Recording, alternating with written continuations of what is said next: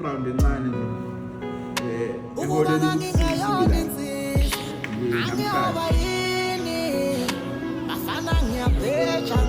before isidikile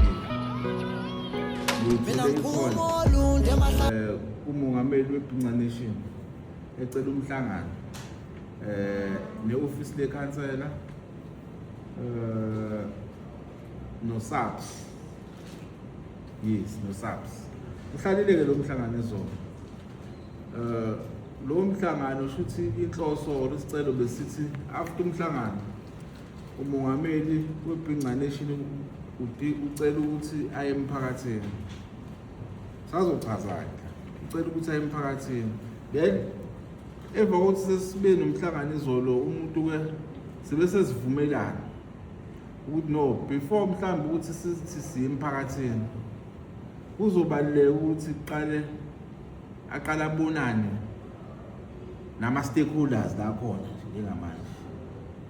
Yabona la bekhona izolo uSAPS, but kakhulukazi ama-local business owners nama-land owners yowaseniy'chazile. Then kuzobe sethatha from there. Angeke ngichitheke mina isikhathi kakhulu ukunaba. But ukulandela nje i-protocol umhlangano kahle kahle ucelwe umongameli weBhinca Nation bawumcondo.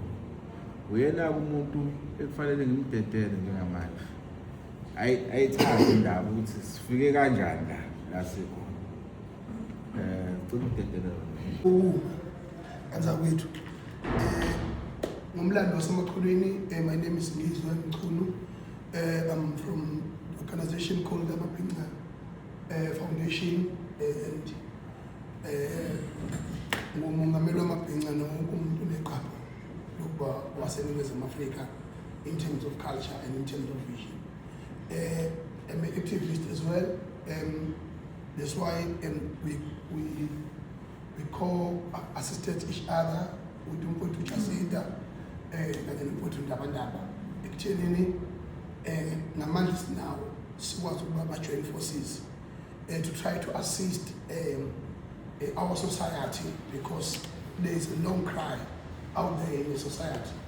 And I've been on the ground assisting people in different factories where they've been abused in their workplace, in terms of salaries, in terms of sexual abuse, in terms of physical abuse and all, and in terms of not getting what they deserve, and also not benefiting according to what they've signed for. So that victimization is happening in most cases in different factories, in different companies that are owned by Indians, white people, as well as also the people, Chinese. And then when we engage with them, we find that the only solution that they have is to hire the illegal immigrants. The illegal immigrants, so that they can make more profit and ignore our South African people and not have the bread and butter for their livelihood.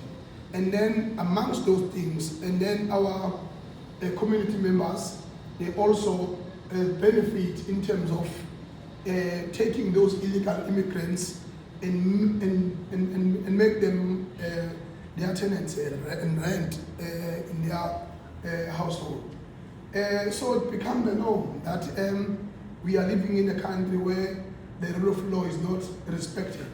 When you go to the police and report the matter, and then it immediately becomes a challenge that some of the police officers, they get bribed, and then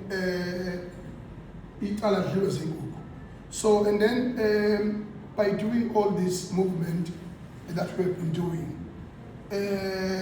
we've seen a lot of surprises and challenges and victories amongst all what we're doing.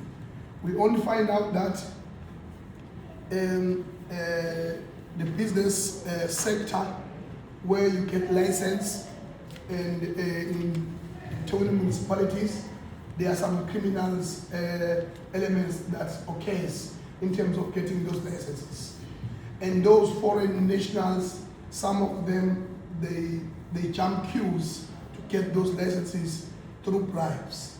And some, they sell expired food for our people, and those expired food carries the food poisoning.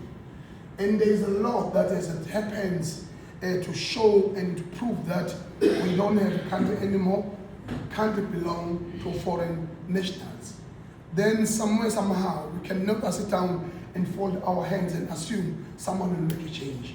And then we decided to stand up and make a change. And the change has been seen, although the 30th problem that has been occurred in our country can never be resolved within 6 months or 1 year. It's a process. But what we have achieved for now, we will celebrate it through making sure that all the challenges we have seen, all the problems we have seen, we can come together as security and law enforcement officers, a business sector within the municipality, and business people amongst our community, so that we can try to find a common ground, that how do we move forward? What do we need and what we don't need? Is these illegal immigrants that are operating in our society of Claremont,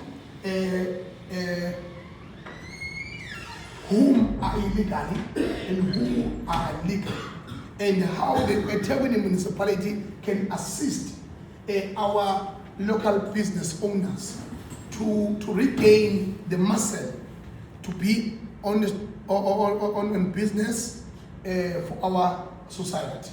And we found out that during the 30th, there were shops that were looted here in Claremont. That was triggered the situation, because I was in Johannesburg, I was not in Durban. I was trying to control people getting out of hand. More than 100,000 people were on the street. When people, they don't like something, they don't like it, either government or security officers and soldiers and anyone. If I was not there, the Johannesburg and the Gauteng province should not exist today. Even myself, it was not my power. It was just a situation where unkosikazi ethehlulwa zingane ziba umsini athi ungcono usushayile u4 uyaphuma babona emsebenzini, then kids start behaving. So it was just a collective of our ancestors and ancestors of this country, not a matter to get out of hand.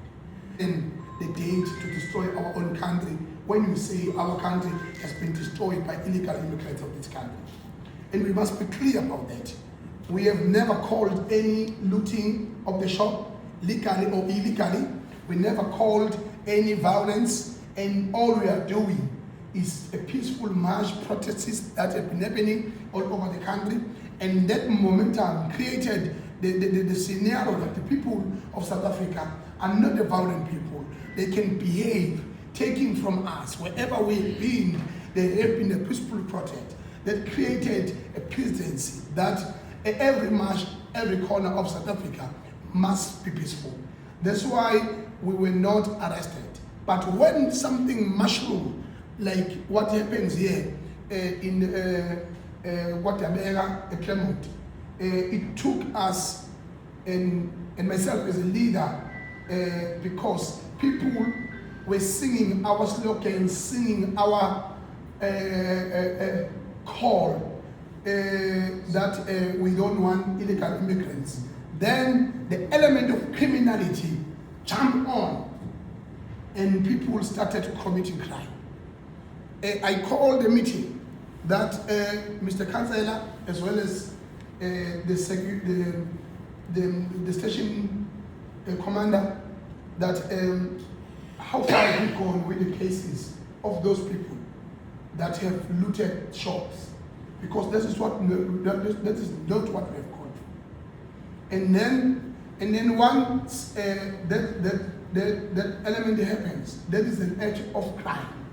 If there is no case that is opened. Myself, I can go and open the case against those people that have committed crime, because my experience tells me, July unrest, I was the only one that was put on top saying that I've ordered the people to loot with the slogan Askari, which was not the matter. The matter was clear that the President Zuma, a freedom fighter, as a former president, should not be in jail for a non-trial case. Then people went out of hand and starting to loot, which was totally against what we have been calling for. So we want to be clear. There is no country that can survive without international relations. Then we are clear about that. And we must be clear that we can't be marching every day without a solution, without a target. Once we meet a legal target that we have been achieved, when we will march, when you protest, it means we are demanding the attention of our government. The attention now is there. The security officers are starting to arrest people that are illegal. And the countries are starting to take their people that are in our country illegally. So while all those processes are unfolding, can we start looking at all the gaps that have been opened during all the protests that we have been doing in our own country? How do we fill the missing weights? Because on a daily basis, we need a spaza shop in the nearest area where you are seated to buy bread and to buy notes and to buy small mafuta. And you can't go to town using 25 rand to go to town, whereas you can buy a bread and a rama next door, and then your kids go to school until life get better.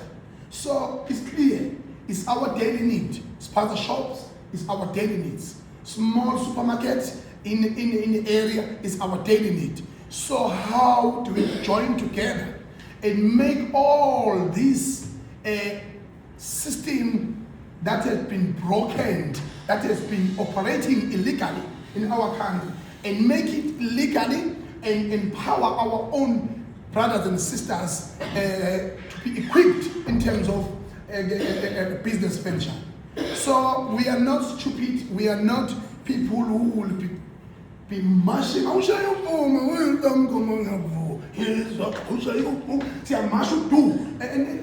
It doesn't make sense. We march, we get attention, we resolve the problem, then we command another attention, then we resolve the problem, then we bring back the economy. Because you keep on marching like this, the aim is not to collapse the economy. The aim is not to have enemies that will join in hand together with that we are destroying the economy, then we get killed, then we get arrested. That is not the aim.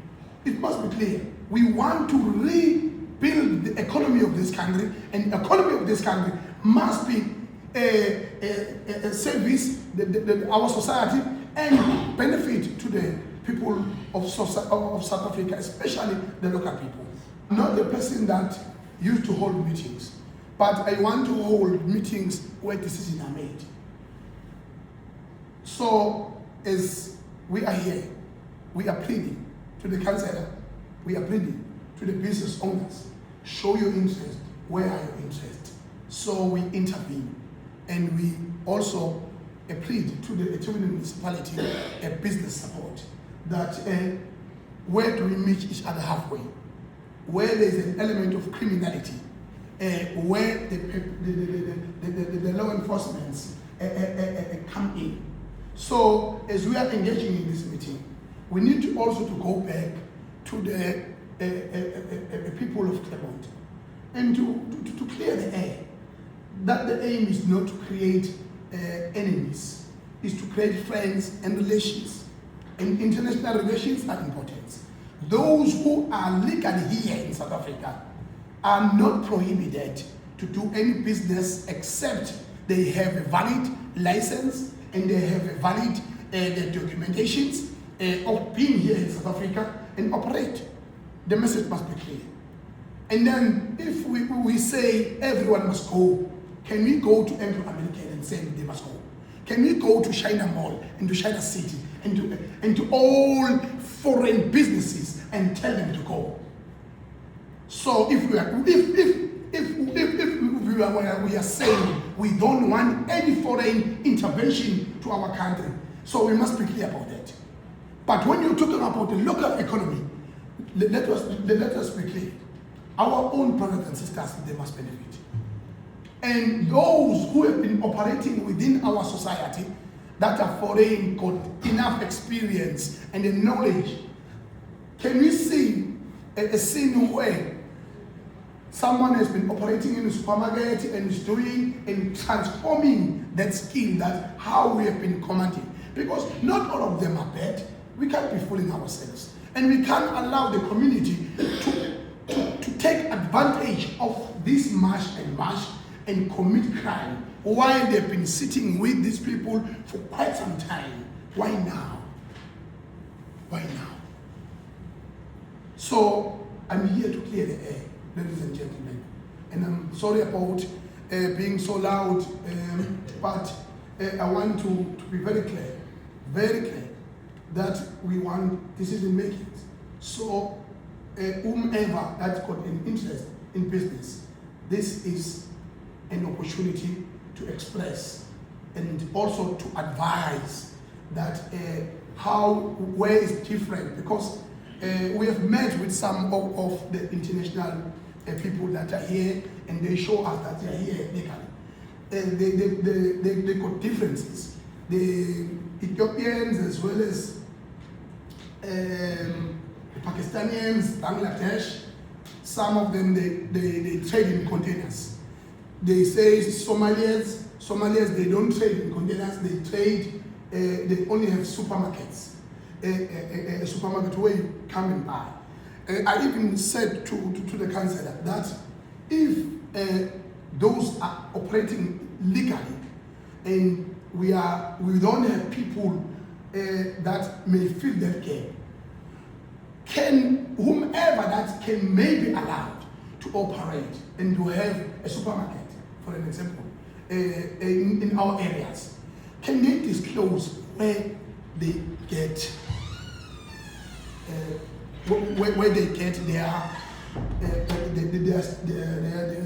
stock. Yeah, nasty stock.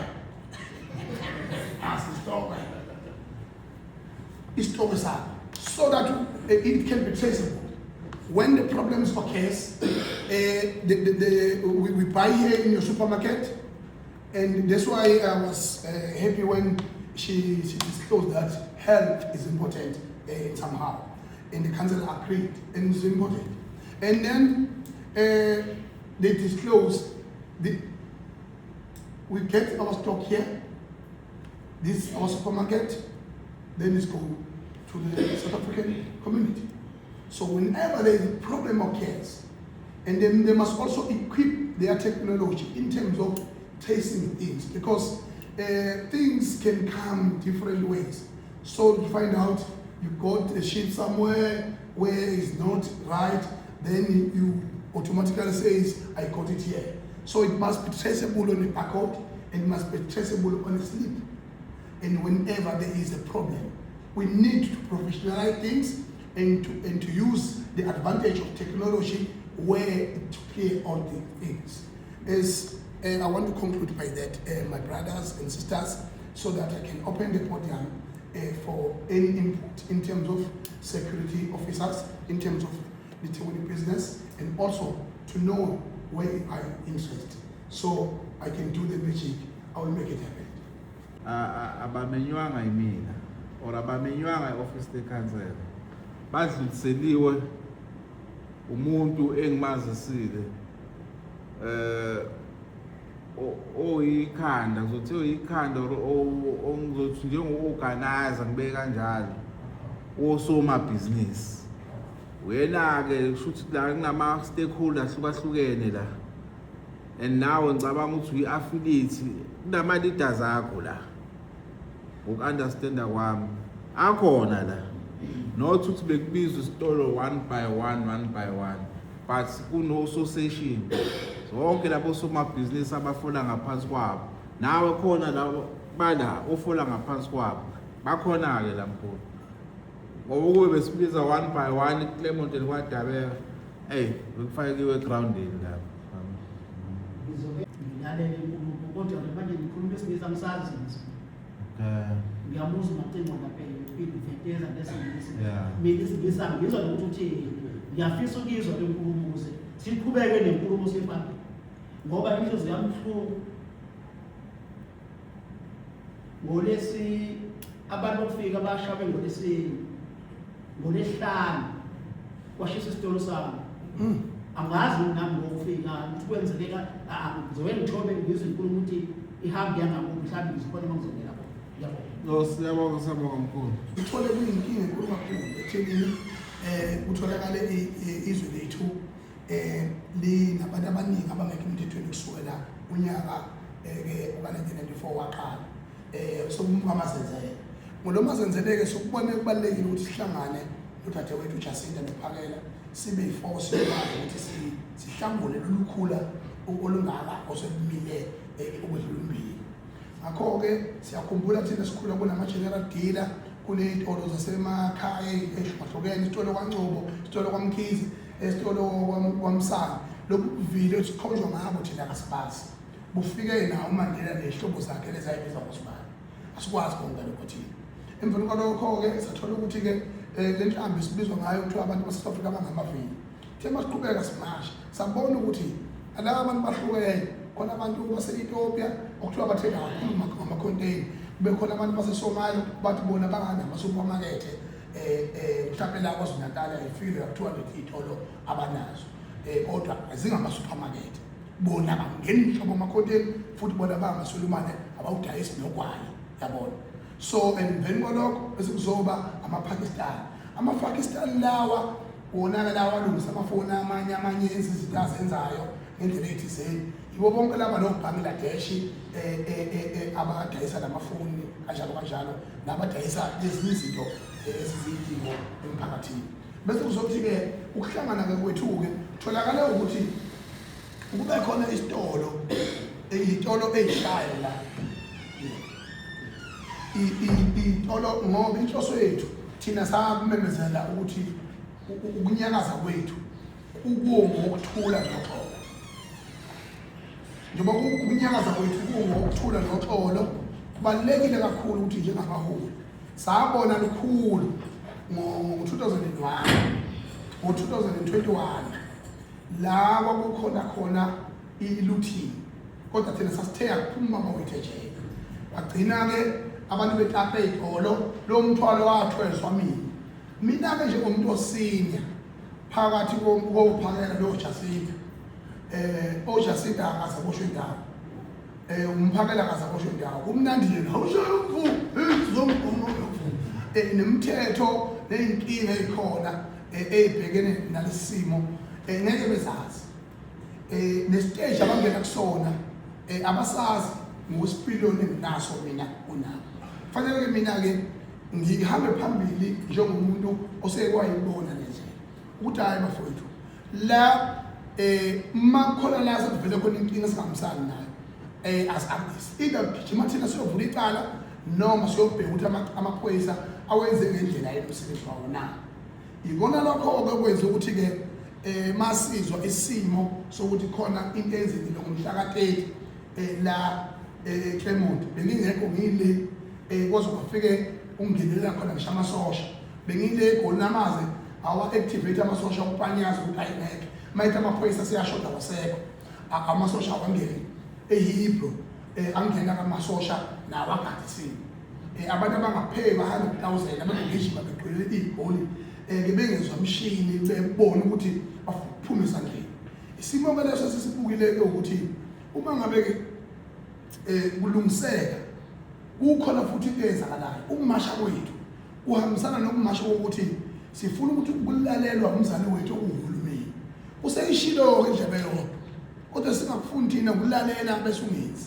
sifuna umuntu olalela besenza bese sithi asikwazi ukumasha usuku nosuku okungenanhloso ebambekayo uma sibona ukuthi hayibo amakhanti ayabalanda abantu bawo asiqhubeke impela sikhuthale ekutheni naye abantu impela abangekho emthethweni kodwa futhi alikho izwe elingaphila ngaphandle kokuphefumulelana namanye amazwe lokho kusemthethweni yingakho baba mangabe ungekho useGoli noma kwenzeka inkinga ekhaya umuntu oqala umfonelayo umakhelwane awumakhelwane ingane zami ngisayithola ngishiye ecingweni bese kuthiwa akushiya kwangqonqa lapha uma nje sekufika lama ambulance sosiyobunga masithoba sibathole besaphila into enjalo ke lapha ke sase sithatha inqumo sokuthi kulabo somabhizinisi balanga bengafika beke abakhansela no-station commander ukuthi kwenzakalani lapha ngoba asifuni ekuthenini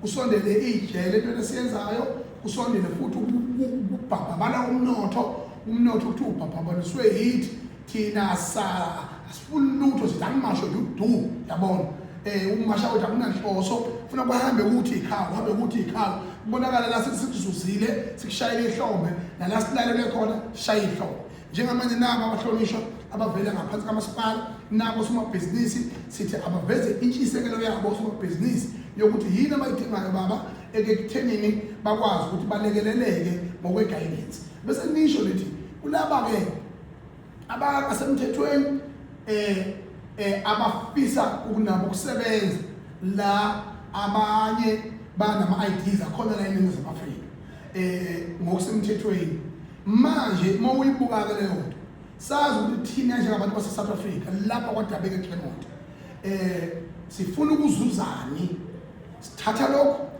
la kusinekephi khona ngoba ekugcineni kosuku limile iqiniso siyasidinga isingo usuku nosuku yokuthi ushelwe isitolo nje affectekile wena affecte wonke umphakathi oseduzane kwakho awukwazi ukugibela ngo-20 rand okugcinwa edrobheni isingo ubosithola khona leyo nto leyo izokugcina ekhanda ubugebengu bande kakhulu emphakathini wakithi ngakho siyasinqumo sokuthi-ke asihlanganeni bakuthi sixoxe njengabantu abadala njengoba sihlangana nosomabhizinisi baba phinde futhi siyohlangana nomphakathi bese sizwe intshisekelo yosomabhizinisi bese sizwe ukuthi ngokamasipala nohulumeni wonkana usizakala kanjani ngoba lento singayiqala la eClermont inyuke njalo izisabalale iNingizimu Afrika yonkana ikhombisa ukuthi ubudlelwano bunjani but ukuthi labo esibabona ngathi laba ngathi balungile laba banankinga laba basemthethweni into zabo iqondile futhi asinamlando mubi nawo bese sithi nina-ke makolempelendeni thathani lesi skili senu-ke fundisani laba bethu abanentshisekelo ukuthi nikwazi kanjani ukubhalansa kwelinye izwe niphinde futhi nikwazi ukuthi ibhizinisi lenu libe impumelelo phakamisani nalabo bakithi ngoba manje abaphakamisa bakithi kushuthi nenhloso yokudla izwe yabo yini lezo zimo enjalo bahlonishwa ezisibekela bese sizwa ukuhlaziya-ke ukuthi-ke osomabhizinisi bafisani sizwe ukuthi-ke abomthetho bona bathini bese sizwe ukuthi-ke umasipala wona-ke ucathulisa uthini sithini isipheko sikamasipala-ke ekuthenini kuthuthuke eyakithi ingane ozalwa eClermont FNN okhulele la eClermont wasebenza eClermont efunde eClermont. I think okwami chair was to declare who am I within the meeting. I'm one of the landlords.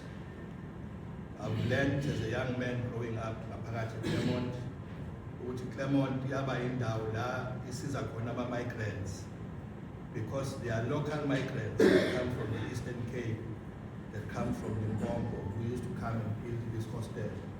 So Claremont hosted a lot of people who were coming because industries were also coming up New German up to Westmead.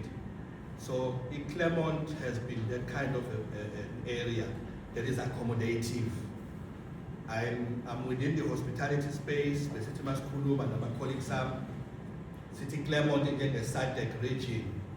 Bonke abantu bamukelekile Claremont because baqhamuka ngey'nhlanga again. That is why ngithi abe beqhamuka ko-Eastern Cape bezosebenza abazali bethu bebahlalisa bebakhokhisa indawo zokuhlala. First bebehlala for free.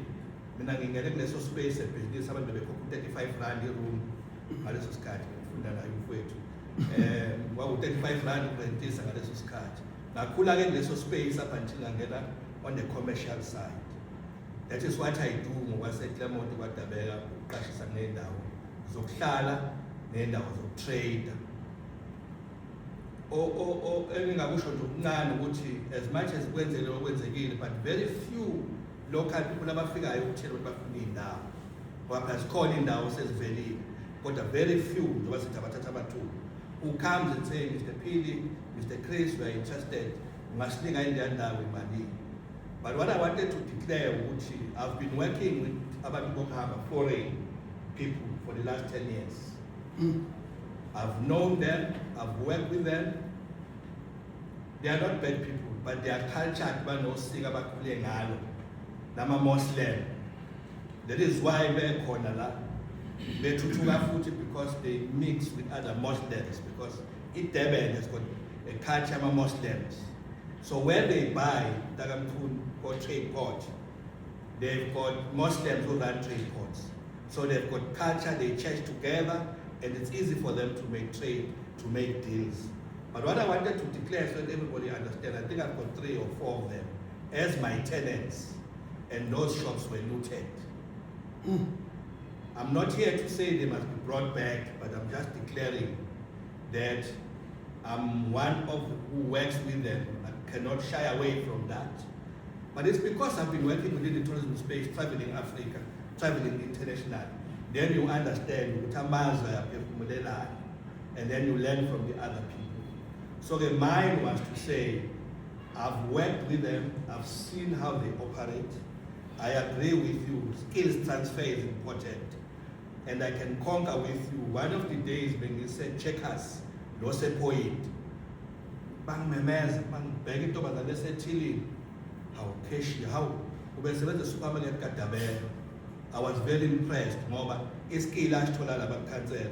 Sesim Falela check us Pambi. That's what you were talking about. Skills transfer and grow. I don't want to hold this meeting, but all I'm trying to say, I am here as a landlord. There are other landlords that could have come here. I don't know who else is here. But because of a short notice, we just came. That's a message last night. But we are saying we've worked with them. They are good people. Now you just have to be strict, understand what you want. You cannot work with the foreigner condition. I think Gowaga Business Support and the municipality, they have been there making sure that licensing takes course. That's what I have seen. Even yesterday, one of the tenants got a call from health, a contract here being would like to say that so that contract was forwarded. There is something that we see, that issue compliance has been followed. Can we make a for now and get into thank you very much. Why do this happen? This if you saw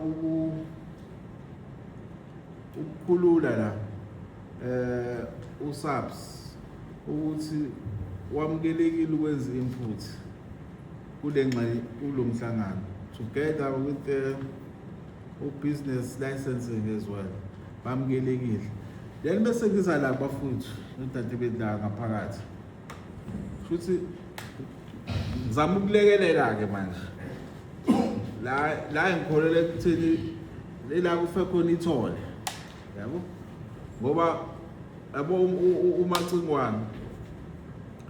umacingwane uyisuse emuva yayinde yazafika la igcine la nizo khona but khona le part engifisa ukungena kona kakhulu ezo trigger futhi i-participation yini ngoba inhloso yalomhlangano ukudlula ngokwaba bomculo ukudlula emphakathini and kube nomhlangano omphakathi but sabona ukuthi no before aye emphakathini uzodinga ukuthi abonane nani bosomabhizinisi bala ngaphakathi kuqala umuve ngezwi linye makukhona la kuphikiswana khona la ngabonwa khona kahle kulungiswa bese kudlulelwa phambili la ngikholela khona ukuthi kufitholeke mina ile party there enkulumweni yamacingwane ithi kuko konke okwenzekile njengoba kuzanywa manje kuzanywa ukulungiswa isimo kuphike manje la kulomdonsiswano phakathi kwama-tuck shop. Okay, kunama-tuck shop nama-container nama-supermarkets ama-wholesalers kunyuka kanjani, right? Umphakathi or ama-mash la ade lokhu ekhona uliwa or dudulwa ama-illegal foreigners. Izwi belihambisana nokuthi ama-tuck shop awaphume ama-illegal foreigners or a foreigner ahlukane ne-container benjani. I-foreigner alingabi ne-tuck shop. I-foreigner legal or illegal alingahlangani ne-tuck shop, alingahlangani ne-container.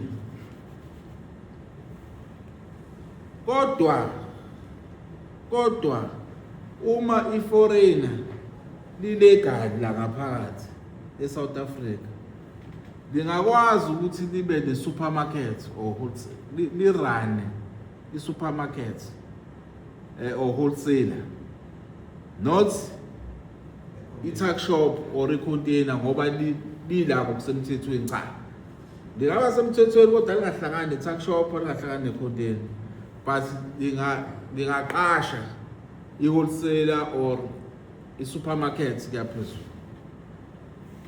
Iyona phathi engicabanga ukuthi ibalulekile le ukuthi siyiqonde okuyizwi ubaba uMchunu eze hayi lona lodwa sekuchazile konke okuningi, kodwa ngikholela ukuthi okubalulekile la ekufanele siphume sik-understanda sonke ukuthi naye kahle i-mission i-main i-gist yalo mhlangano kahle layelele khona kakhulu.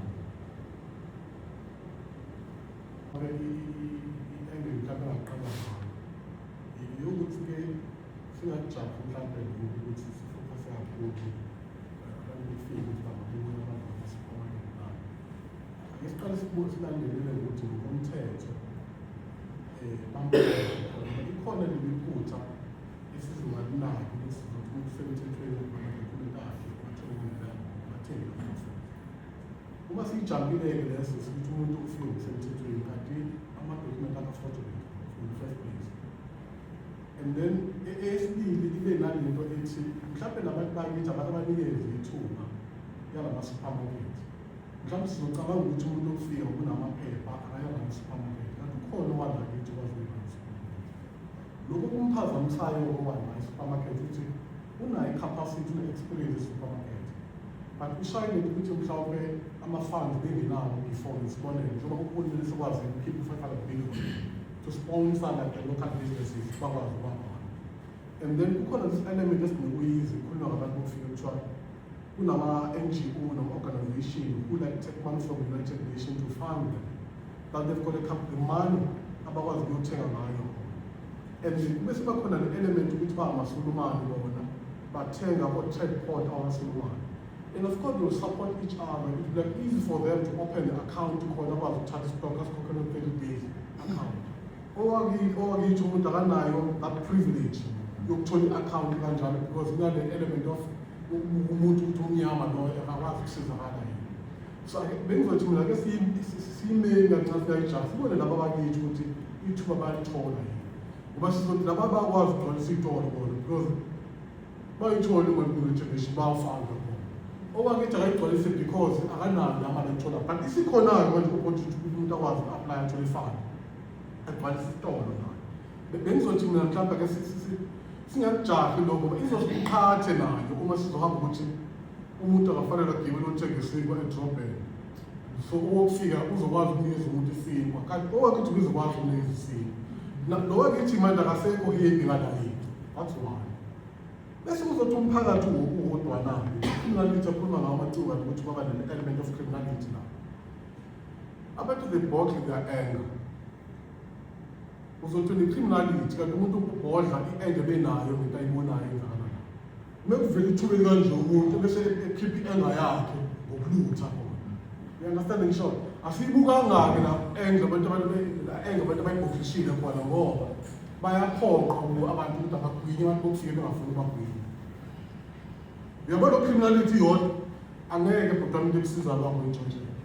Uba wakho umtshontsheni noma ukuthi uqale kangakanani umuntu wakhe nomtshontsheni yini because uyayazi ukuthi kusasa uzomdinga. The fact that umuntu ukwazi ukusebenzisa i-criminality khona into angayithandi nayo. They box their anger. So mhlawumbe izinto ey'njalo ezizothi mina ake siyibukele lezo zinto ukuthi singakujahi lokho kakhulu sikubukele ukuthi kungadala muphi umonakalo going forward okuzosiqala ekugcineni ukuyi-englisha. I mean, I believe abantu bakithi bazokwazi ukuyenza. So ikhona lento eshoyo ukuthi umuntu wangaphandle kufanele no-5 million akwazi in order to run the business in South Africa. Ingaba nabantu bama-supermarket banayo no-5 million ukuze bazovula ama-supermarket la. Did we check that? Noma sibhekele decide ukuthi bona sifuna ukuthenga izinkwa khona. Mhlawumbe nezinto ezifike siyibheke ukuthi sizoba right.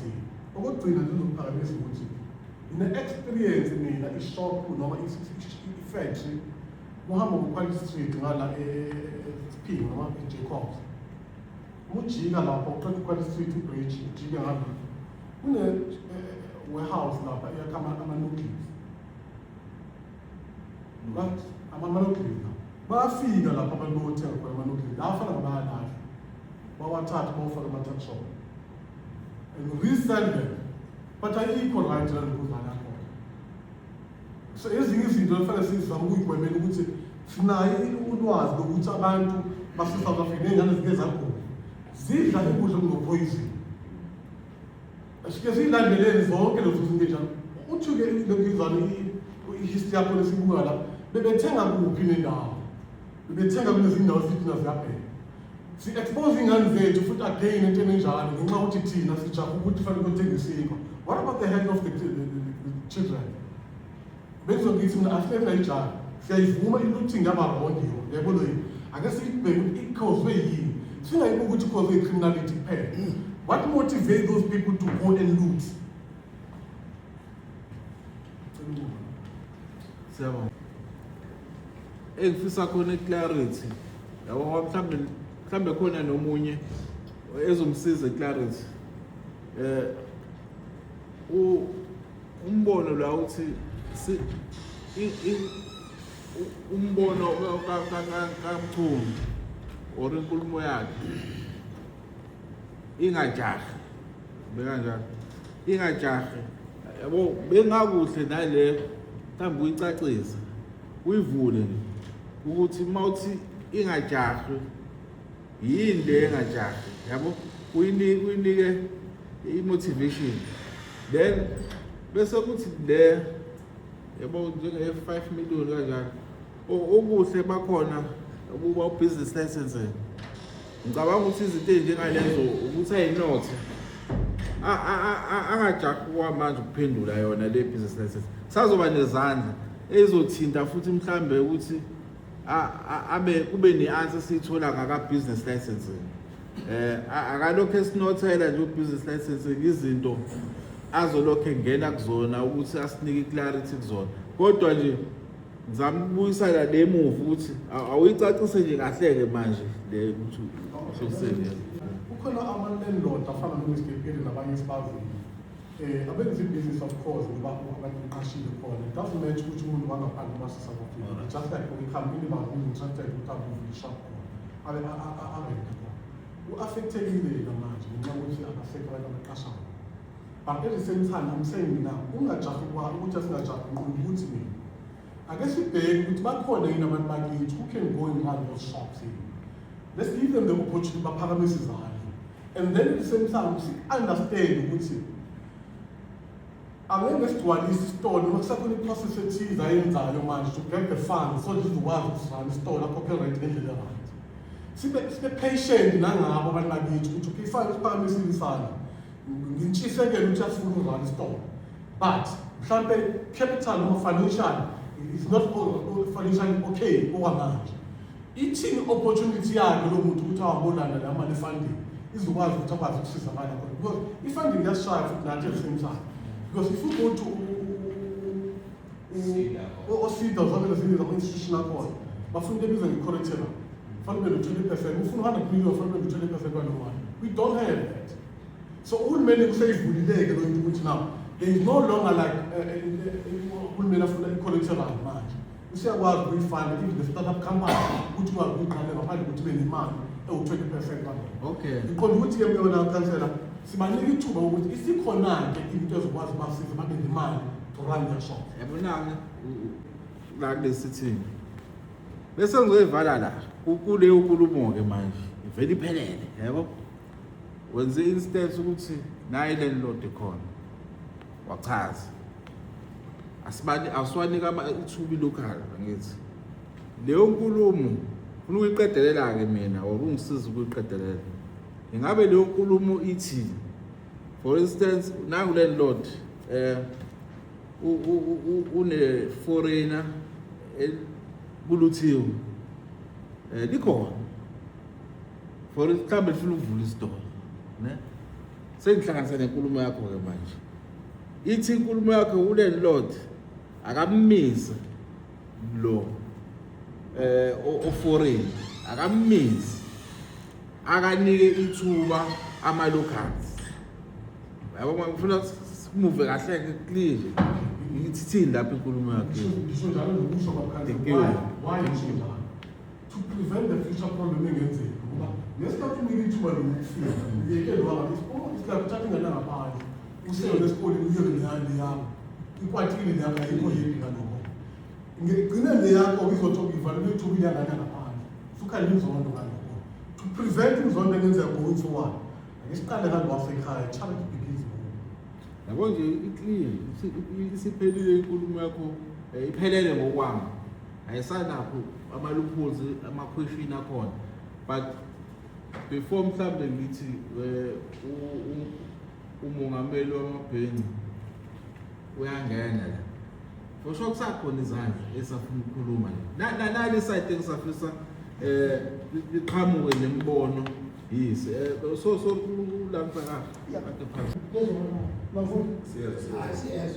ngengafishane uma uhlaziye isimo seClermont awugcini komaSomalia nomaIthobi kunabantu abaningi bakoMozambique abenza isevisi ehlukile kunale yakoSomalia namaPakistan. So uma sinikeza i-pictures eClermont kufanele kuvele lokho engakubona ngomhla ka-30 ukuthi nabo labo koMozambique bahambe eqinisweni bangasexoshwa umuntu onebhizinisi usebenza kuphela kwathiwa wakuphi uma ungaphandle nje wawuhanjiswa. So ngithi angizivele zosithoba ukuthi eClermont kuyaleyo technology yazi ama-lawyers azomancane eClermont ngoba mancane esengababona mhlawumbe kodwa eClermont nama-Mozambicans nawo ayithole esehamba.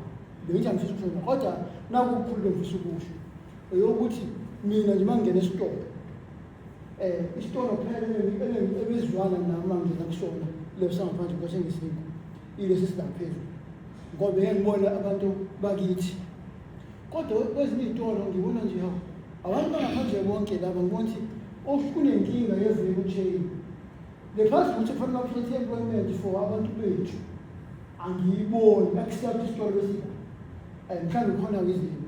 So okwesibili kwi-value chain kuyavela ukuthi amaSulumane kodwa in between ungathola nje umuntu onevele ozokuthathela ekalishi noma kube khona involvement yabantu bakithi kulamabhizinisi abo khona sosijabulela nesimo abantu abancane ukuze kube khona ukuthuthukisa ongaphezu kwethili Mr. Phila khona ngayo ebhizinisi noma ivele whatever.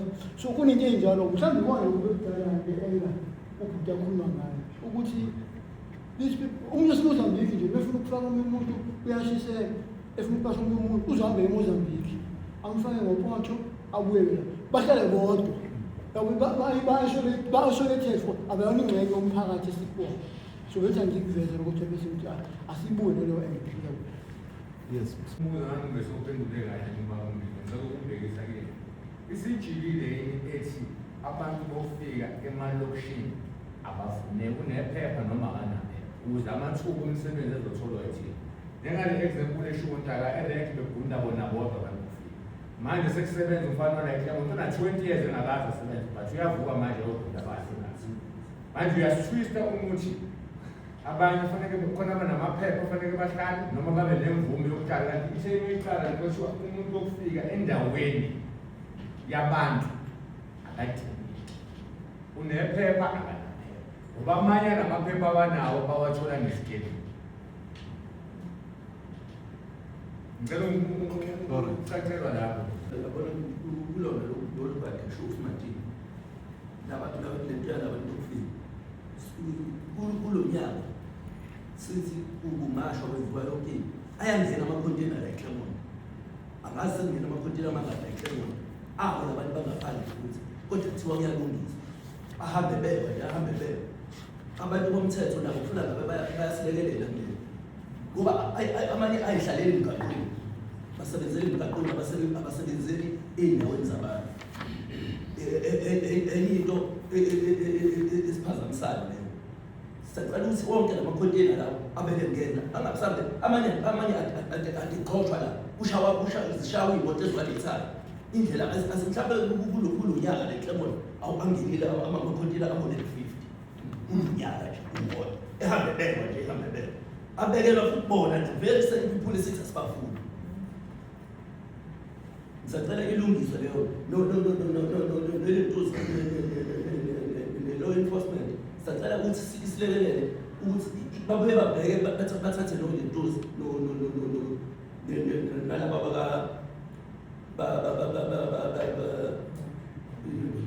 ukuthi babheke nala ama-demarcation ukuthi la behleli khona kwazona lamacontainer yindawo kufanele ngabahlala khona ngoba amanye ayihlaleli emgaqweni bayayisebenzela futhi akungeni abantu bala-Claremont ngena bona futhi labantu bangaphandle nokuthi baphume bayana yabona le umuntu akwazi ukukhuluma into ephikisana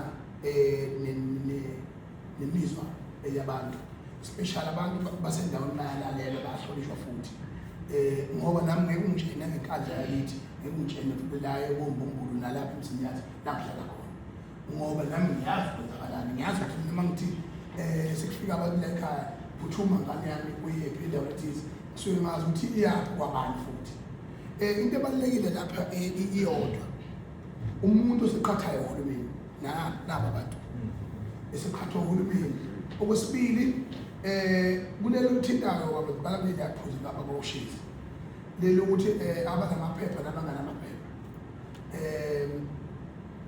la mangabe sikhuluma iqiniso bafowethu masikhuluma ngithiwa sisodwa akho kweleko lesalifuna ngaphezulu yabo kodwa nawo umthetho asikwazi ukusungula icampaign ezophikisana nomthetho ngeke isisebenze siyaboshwa niqhubeka nempilo zenu emvelo kwalokho siba siphuphu ukuthi yabona so-ke awukwazi ukulwimpi engathi manje awulona isoka yabona njengamanje kade nisho nina manje nisho nithi akho umuntu wayebuza umuntu amaphepha nomhlaka 30 onawo ongekho onawo so ngoba vele majority versus minority majority abanamaphepha bancane abantu abanamaphepha ngapha abantu ukuhlangana kwabo bebesigungu bakwazi uku-order ngamanani aphansi bebuye bebe united bona ngeke bathole emaklabhini la kuphuzwa khona cha bona bashaya ibhizinisi udunje mawuqiqi kunalolo pay sharp babo la lezinto lezi uyazi ukuthi kuphuma 500 million njalo ngenyanga asikathi uswapa lezi zinto zabo i-report straight ko-Bangladesh i-report straight ko-Ethiopia ko-Somalia yinto leyo enye i-system leyo khokha le-online yabo ishaya straight yoshona le yabona bayazi nabo bawa-business support so into eyenzakalayo la into engafuneki ukukhuluma into engenamphumela nento engena-time frame nento engenayo i-date of accomplishment yabona ukuthi-ke nawo umnqamela ujonako lokuthi yikho mina ngayibhayikhothi emhlangano ngoba namanje singahlangana nasikhuluma bese sithi okay siyavumelana-ke manje kanza kwethu hamba kwele zonke ekhaya yes yazi ukuthi le ngingashintsha kanjani manonke ningosomabhizinisi abantu lokhale kanje maningake nibe mbumba nivumelane nithi suka lapho manima kanje iClermont ibe first example yokuthi lento the whole South Africa ingenzeka kanjani ngoba uhulumeni wafaka billion ushoyo akanayo isolution yokuthi sizenzeka kanjani kodwa idingo zosuku nosuku emini abona into eshoyo ukuthi akababekezelela ushoyo idingo zosuku nosuku ayimini kodwa sona ukuyathi sadingakala isiko sadingakala ukuthi ngapha bakithi bacuthile abanye ba blacklisted bafuna izinto uyabona nje during the unrest kwenzeka la kwathiwa osomateksi bakithi lezi ezinto emahe kwathiwa ziyofaka ziyoclaim lapha imali khishwe lo 500 billion okhishi kwathiwa kunengxenyazi 100 billion ukuthi ziyoclaima noma phela manje asi-affecteke business yazo zaseyijula zibuthi yotshela uhulumeni ukuthi ngezabalini bese uyabuzwa ilanda noma siyelanda nge-tax asi two majority of them bese kubekwa imiqathango lokwazana uthi uyibuka intaba lento lena uvela ukuthi hayi suka ngamanye ngilambe athi uhulumeni angalile mina ukuthi nginikeze isitulo phezulu mhlawumbe uma ubhala kanje ukuthi wenza malini ngenyanga kanje nasi isitulo phezulu udla phansi umuntu akasakubuyi ngoba uyabona la uzozoyiceba kuhulumeni manje imali yakhe lokho so ke manje mangabe ubusiness support nohulumeni bekaba nama time frame njengoba nje mina besinomhlangano nomongameli funeka omunye manje we-implementation mayingekho ama-date abekiwe ukuthi nayo i-ministerial cluster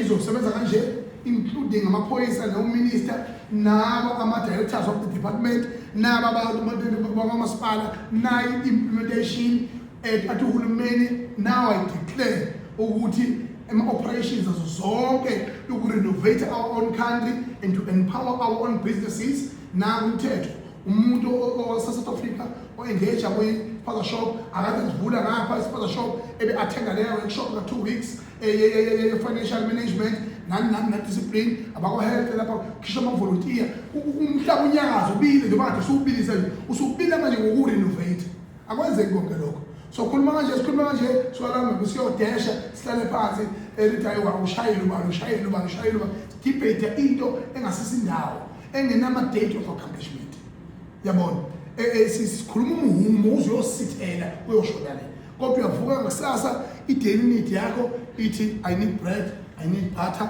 and I need water, and I need this. So zonke lezo zinto lezo mawubuka-ke senze njani thina nathi siyafuna ukungena la and then lezondo kuyisho kwethu bese kuthiwe ushintsha wona umphakathi nasixoshela abantu besiza sihlupheka manje ingane zethu zaba ushintsha wona umphakathi uqala ukuthi i-narrative ishaqala ithi yakhelana mina ngiyayazi ukuthi emafemini ngenze example yokugcina ngaya la efemini yakuStenberg ngimenywe ibona abantu benenkinga yabona sayini inkinga abantu bami behlukana phakathi ngama-shop nge-manager nani kodwa kuqhamuka into engathi ingaba i-solution ukuthi i-solution nasi bekanje abanye bayiboycott-a leyo solution ngoba i-majority yayivumelana nayo yaqhamuka ya-implementeka yaqala manje labo babili abathathu bathi saphelelwa umsebenzi angithi umuntu uma esenemali yokugibela esayo yabona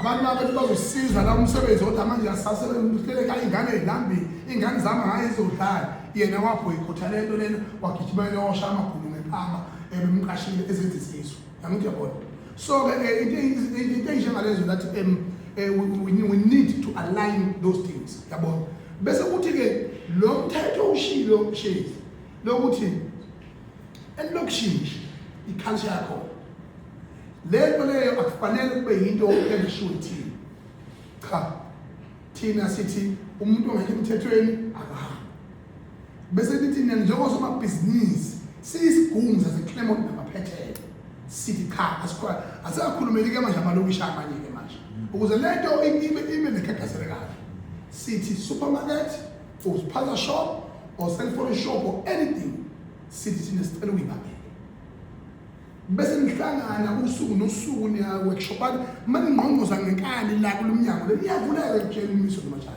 iyavuleka mayivuleka lana uzokwazi usho umeya noma municipal manager akwazi ukuthi twist imithetho lapha nalapha anikeze attention right bese niyaqala operate.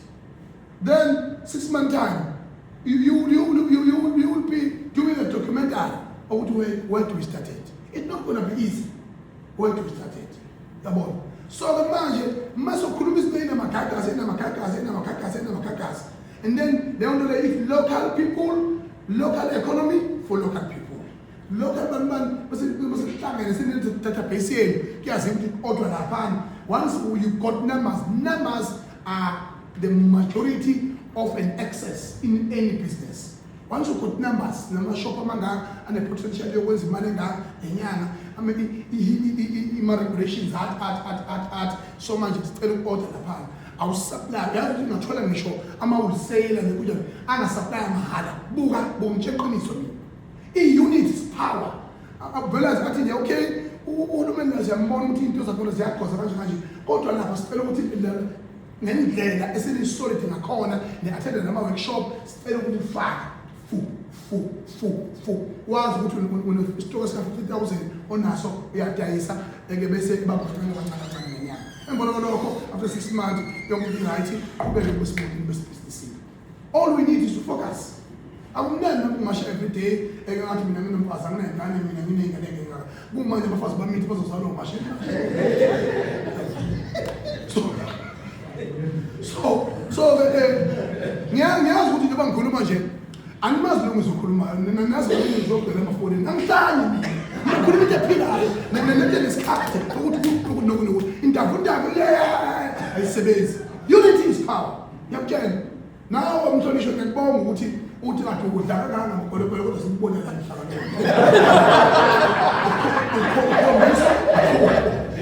ukhombisa ukubahlonipha abantu bakini ukhombisa ukuthi unayo vision yokuthi ngingaphandle.